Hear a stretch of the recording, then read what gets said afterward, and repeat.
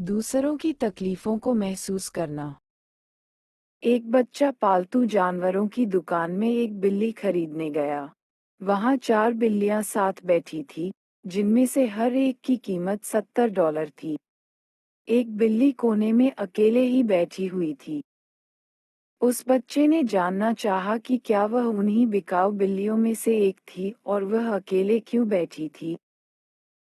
दुकानदार ने जवाब दिया कि वह उन्हीं में से एक है, मगर अपाहिज है और बिकाऊ नहीं है। बच्चे ने पूछा, उसमें क्या कमी है? दुकानदार ने बताया कि जन्म से ही इस बिल्ली की एक टांग बिल्कुल खराब है और उसके पूंछ के पास अंगों में भी खराबी है। बच्चे ने पूछा, आप इसके साथ क्या करेंगे? तो उसका जवाब था कि इसे हमेशा के लिए सुला दिया जाएगा। उस बच्चे ने दुकानदार से पूछा कि क्या वह उस बिल्ली के साथ खेल सकता है। दुकानदार ने कहा, क्यों नहीं। बच्चे ने बिल्ली को गोद में उठा लिया और बिल्ली उसके कान को चाटने लगी।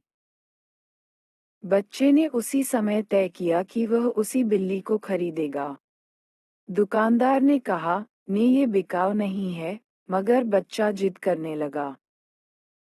इसलिए दुकानदार मान गया। बच्चे ने दुकानदार को $12 दिए और बाकी के $58 लेने अपनी माँ के पास दौड़ा। अभी वह दरवाजे तक ही पहुंचा था कि दुकानदार ने जोर से कहा, मुझे समझ में नहीं आता कि तुम इस बिल्ली के लिए इतने डॉलर क्यों खर्च कर रहे हो, जबकि तुम इतने ही डॉलर में एक अच्छा बिल्ली खरीद सकते हो। बच्चे ने कुछ नहीं कहा। उसने अपने बाएं पैर से पैंट उठाई, उस पाँव में उसने ब्रेस पहन रखी थी। दुकानदार ने कहा, मैं समझ गया, तुम इस बिल्ली को ले जा सकते हो। इसी को दूसरों की भावनाएं समझना कहते हैं।